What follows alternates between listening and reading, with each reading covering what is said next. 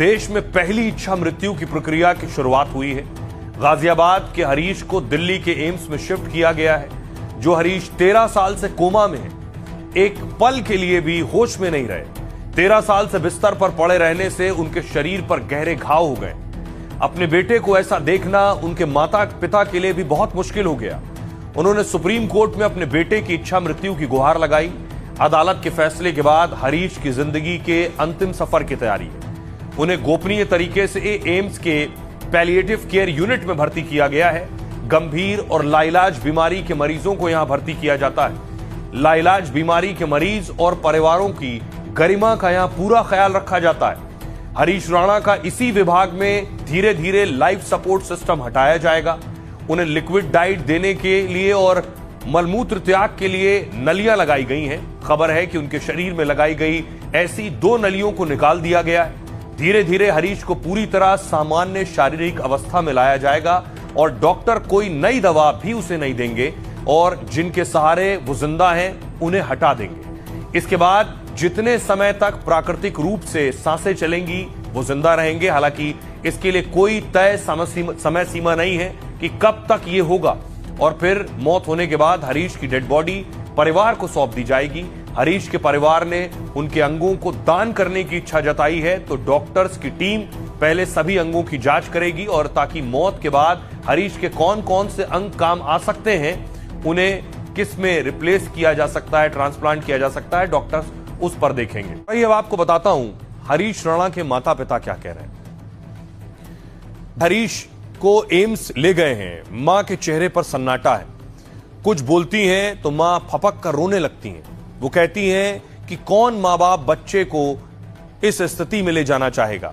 जिसने अपने बच्चे को जन्म दिया, पाल पोस कर बड़ा किया है, उसकी देखभाल करने में उस मां को कैसे कोई कष्ट हो सकता है। दुख तो इस बात का है कि उसने कभी दर्द तक नहीं बता पाया। वो सुबह शाम जब मैं उसकी मालिश करती थी तो घर के किस्से सुनाया करती थी।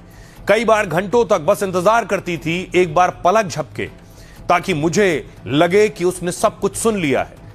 वो कभी उबासी लेता था, कभी छींक आती थी तो हमें सुकून मिलता था कि हमारा बेटा हरीश अभी जिंदा है।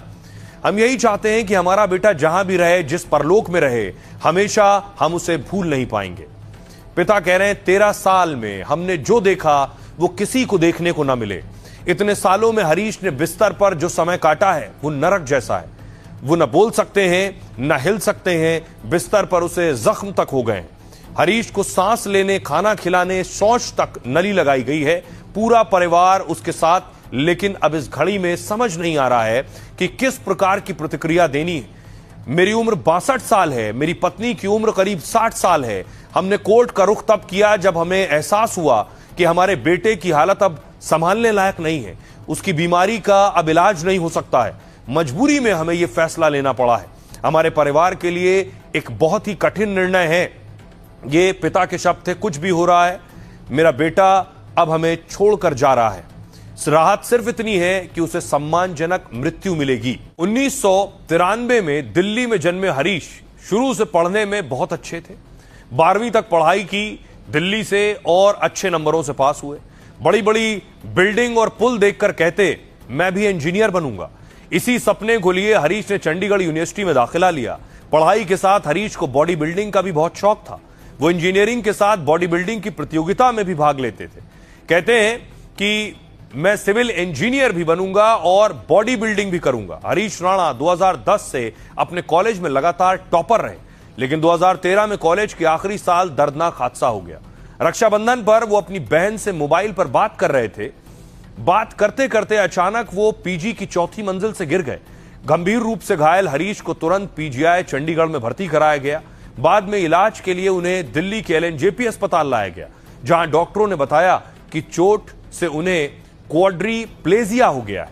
मतलब उनके हाथ पैर पूरी तरह निष्क्रिय हो गए हैं और वो जिंदगी भर बिस्तर पर रहने को मजबूर हो गए। सुप्रीम कोर्ट ने पहली बार इच्छा मृत्यु की इजाजत दी है। गाजियाबाद के रहने वाले हरीश राणा को इच्छा मृत्यु की अनुमति दी। हरीश के माता पिता ने सुप्रीम कोर्ट में याचिका दी थी और परिवार के मुताबिक बेटे के इलाज के लिए अपनी संपत्ति तक बेच दी परिवार ने। लेकिन अब आर्थिक बोझ बढ़ता जा रहा है, साथ ही बेटे की तकलीफ भी देखी नहीं जाती है। हरीश को जिंदा रखने के लिए बाहरी लाइफ सपोर्ट दिया जा रहा है। वो ना कुछ बोल सकते हैं और ना ही महसूस कर सकते हैं। हरीश पूरी तरह से फीडिंग ट्यूब पर निर्भर है, वो वेंटिलेटर सपोर्ट पर निर्भर है और रिकवरी की कोई गुंजाइश नहीं है। माता पिता ने 3 साल पहले कोर्ट से इच्छा मृत्यु मांगी थी। जस्टिस जेबी पारदीवाला और केवी विश्वनाथन ने फैसला सुनाया। फैसला सुनाते समय जस्टिस पारदीवाला भी रो पड़े।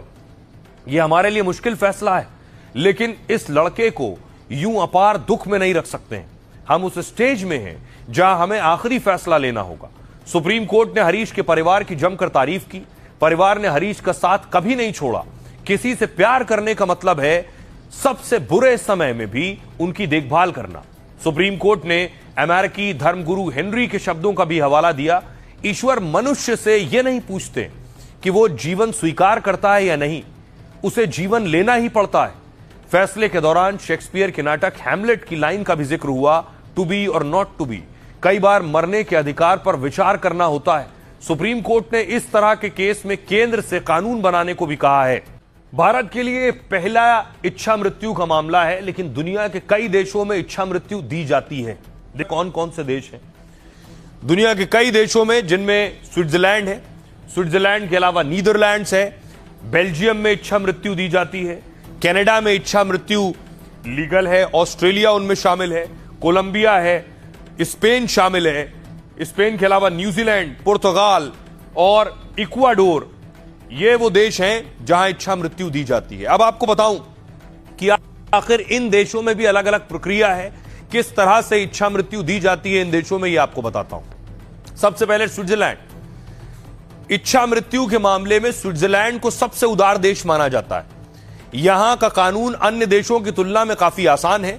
इच्छा मृत्यु के लिए लाइलाज बीमारी से पीड़ित होना जरूरी नहीं है। अगर कोई व्यक्ति अपनी जिंदगी की परेशानियों के कारण मरना चाहता है तो उसे भी इच्छा मृत्यु की इजाजत मिल सकती है। यहां विदेशी नागरिक भी कानूनी तौर पर इच्छा मृत्यु मांग सकते हैं। यहां का नियम है कि आखिरी कदम मरीज को खुद उठाना होगा। नीदरलैंड्स और बेल्जियम में देखिए, इन देशों में जिन्होंने सबसे पहले इच्छा मृत्यु को कानून बनाया है, यहां डॉक्टर खुद मरीज को घातक दवा का इंजेक्शन दे सकते हैं। हालांकि यहां के नियम स्विट्जरलैंड से ज्यादा सख्त हैं, क्योंकि इच्छा मृत्यु के लिए मरीज को असहनीय पीड़ा में होना चाहिए। मेडिकल बोर्ड को यकीन दिलाना होता है कि सुधार की कोई गुंजाइश नहीं है। इच्छा मृत्यु के लिए यहां लंबी कानूनी प्रक्रिया से गुजरना पड़ता है। कनाडा में मेड के तहत इच्छा मृत्यु का प्रावधान है।